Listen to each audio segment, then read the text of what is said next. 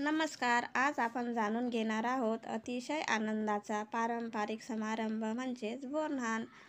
आजच्या या व्हिडिओमध्ये बोरन्हाण करण्यामागची कथा, मंत्र आणि अर्थ याबाबत जाणून घेणार आहोत. चला तर मग आपल्या बाळाच्या चेहऱ्यावरचा आनंद आणि आपल्या या सुंदर परंपरेचा आनंद घेऊया. मकर संक्रांत आली की लहान मुलांना बोरन्हाण घातले जातात. मकर संक्रांतीच्या दिनी हे बोरन्हाणासाठी योग्य आहेत, पण काही जण हे रथसप्तमीपर्यंत करतात. 1 वर्षाच्या मुलांपासून ते 5 वर्षाच्या मुलांपर्यंत बोरन्हाण केले जाते. हा लहान मुलांचा कौतुक सोहळा असतो.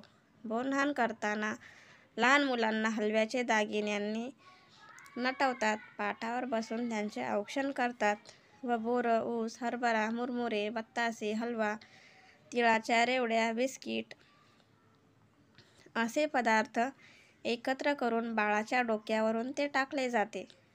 त्याने बाळास अंघोळ घातली जाते. घरातील व जवळपासची लहान मुलेही यावेळी उपस्थित असतात व खाऊ गोळा करून यालाच बोरन्हाण असे म्हणतात. बोरन्हाण का करायचे याच्या संदर्भात अशी एक आख्यायिका आहे की करी नावाचा एक राक्षस होता. त्या करी राक्षसाची वाईट दृष्टी आणि विचार मुलांवर पडू नये त्यासाठी सर्वात आधी हे कृष्णांवर केले गेले. त्यानंतर ही प्रथा पडली आणि तेव्हापासून बोरन्हाण केले जाते. लहान मुलं कृष्णाचे स्वरूपच आहेत आणि त्यावर करी राक्षसाचे वाईट विचार आणि दृष्टी पडू नये असे म्हणून लहान मुलांवर बोरन्हाण केले जाते.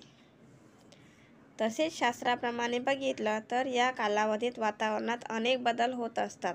लहान मुलांना या बदलत्या ऋतूची बाधा होऊ नये म्हणून या काळात मिळणारी फळे मुलांनी खावी म्हणून त्यांना मज्जा म्हणून अशा प्रकारे वेचून खाण्याची संधी दिली जाते. म्हणून त्यांना बोरं, ऊसाचे तुकडे, भुईमुगाच्या शेंगा याचा समावेश केला जातो. खेळाच्या माध्यमातून या वस्तू मुलं वेचून खातात, त्यामुळे पुढील वातावरणासाठी त्यांचे शरीर सुदृढ बनते असे शास्त्रीय कारण यामागे असावे. हल्ली यात चॉकलेट, गोळ्या, बिस्किट यांचाही समावेश करण्यात येतो. तर आता बोरन्हाण कधी घालावं तर संक्रांतीपासून ते रथसप्तमीपर्यंत या मधल्या काळामध्ये आपण बोरन्हाण घालू शकतो.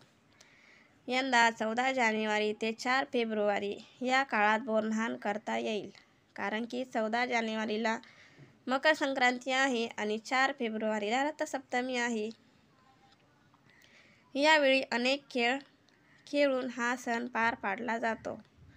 लहान मुलांना हलव्याचे दागिने घालून नटवतात व आधी सांगितल्याप्रमाणे या दिवसात वातावरणात अनेक बदल होत असतात.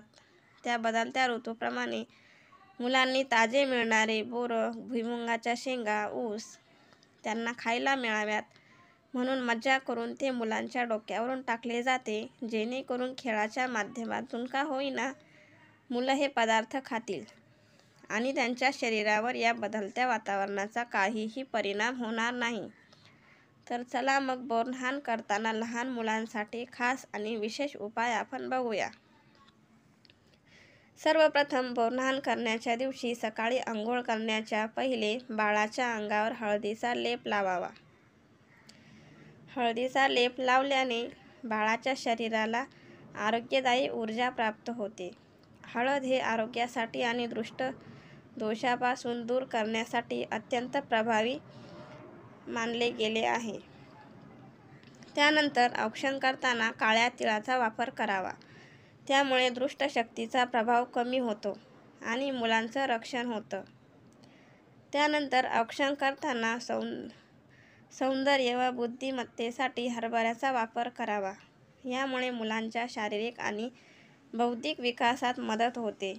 शिवाय बोरन्हाण करताना मुलाच्या हातात ऊस देणं हे दीर्घायुष्याचं प्रतीक मानलं गेलंय. ऊस मधुरता आणि समृद्धीचं प्रतीक आहे. शिवाय दृष्ट काढण्यासाठी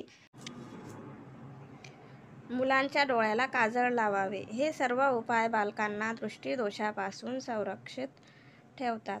याशिवाय बोरन्हाण झाल्यानंतर मुलाच्या हातात गोड पदार्थ द्यावा, हे शुभ मानलं गेलंय. त्यामध्ये तुम्ही गूळ किंवा साखर देऊ शकता. बोरन्हाण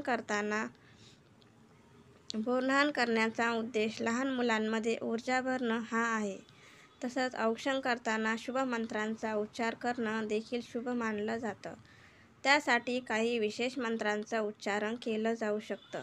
बाळाच्या डोक्यावर बोरं टाकताना बोरं बोरं ये, गणपती बाप्पा ये, नारायण नारायण ये, लक्ष्मी ये, सरस्वती ये, सखू सखू पाणी दे, तुपात लोणचं कालवून दे. बाळावर फळ, बोरं, खोबरे किंवा अन्य गोष्टी टाकताना इडापिडा टळो, बाळाचे आयुष्य वाढो असे म्हणावे.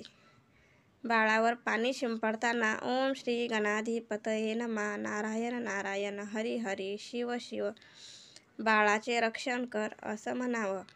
बाळाला आशीर्वाद देताना सुखी समाधानी यशस्वी हो, दीर्घायुष्य लाभो, आईबाबांचे नाव मोठे कर असे म्हणावं. हे मंत्र ज्या ज्या भागानुसार थोडेफार बदलत जातात.